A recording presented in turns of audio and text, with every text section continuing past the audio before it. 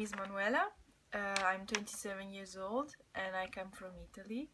I studied architectural sciences in Italy, and then I followed the 2 years masters here in Belgium, and now I'm a stagiaire architect. I'm working here.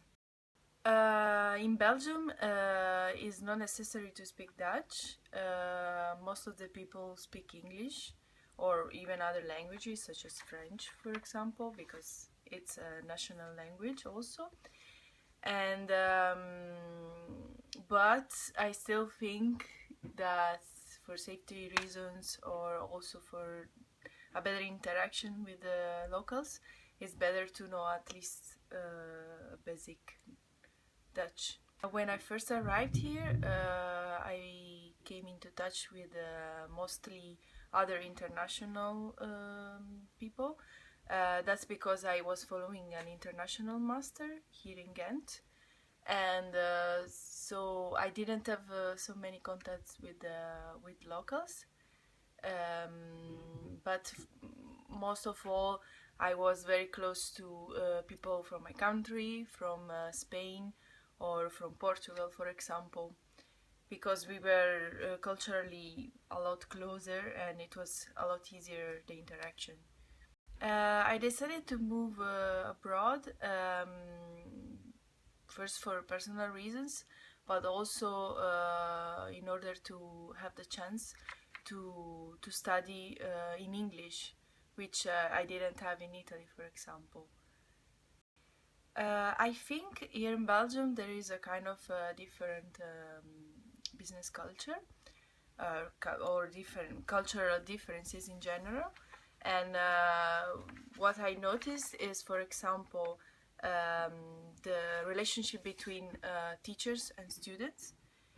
That even if I don't work in a big company, I can tell maybe it's also between employers and employees, I think.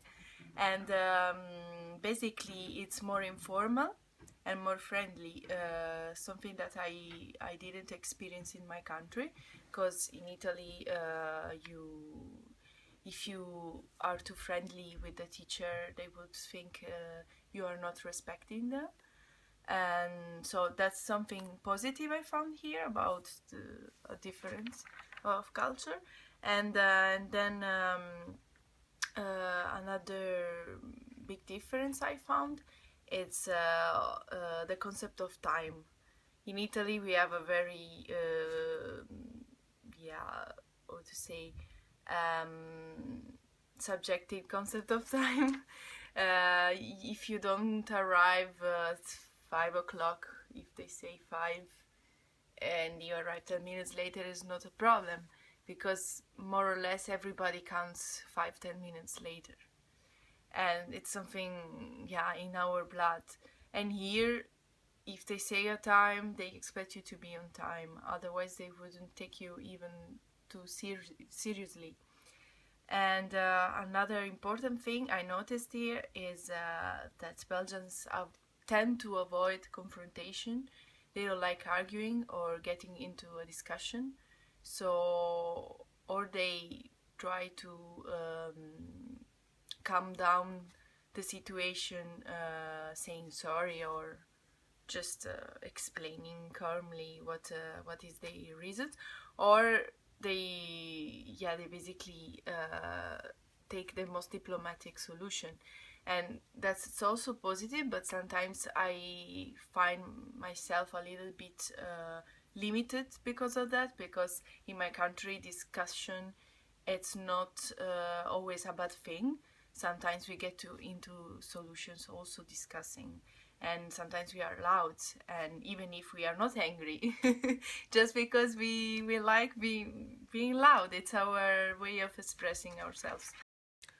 When I arrived here, I had a little bit difficulties to adapt. Not so many, but one of the first things I remember is the fact of changing a way of transport. In Italy, I was used to go or by transport or, well, lately by car. and passing from going by car to going by bike, it was a little bit traumatic for me, especially because well, I was not used to. In Italy we use the bike mostly for fun and maybe on Sundays when it's sunny weather, and here you actually use it as a transport, not for fun. So I had to adapt also because of economical reasons, of course, because it's the cheapest transport. And then I arrived like during fall winter period, and I had to ride my bike for 3 kilometers going to school and going back again at any weather condition. And for you Belgians may sound normal, but for me it's not. So I really had a little trauma for that.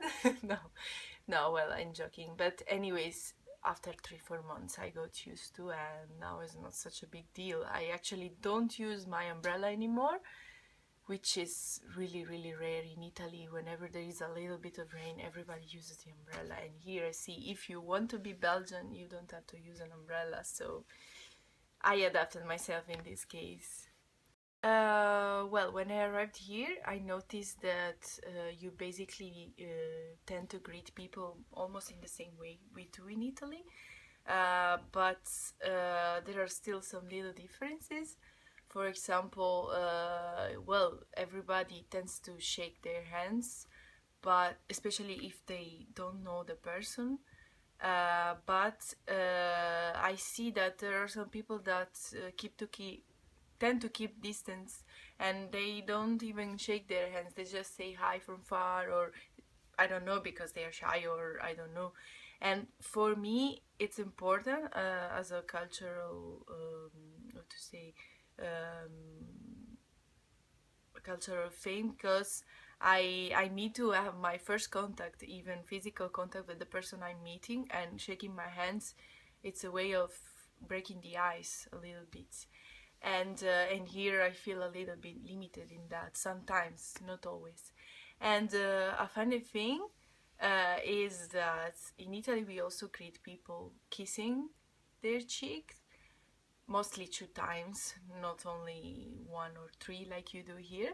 But when I first arrived here, I didn't know that you start from the left and we start from the right. So sometimes I crushed on the other person, and it was a little bit funny. If somebody would ask me if I would come abroad again, I would definitely answer yes. Yes, but well, even because I always think that wherever your experience was bad or good, you always grow with it. So I would always say yes, I will go back again. If I could give an advice to somebody that is coming or came abroad already, I would say first of all, you should follow a basic course of Dutch, well, of Dutch or of the language of the country where you are living. And that's because even if you are not good in languages, or you don't care, or you are not staying so long, anyways, it's important for you to understand what is happening around you every day, and also to interact with Belgians. And then another thing, well, if you feel alone, you can always try to find hobbies, or well, go in places where you can share your interests and meet new people. That's important. Never, when you feel alone, never stay at home. Try to find people to go out. Yeah, thank you for watching.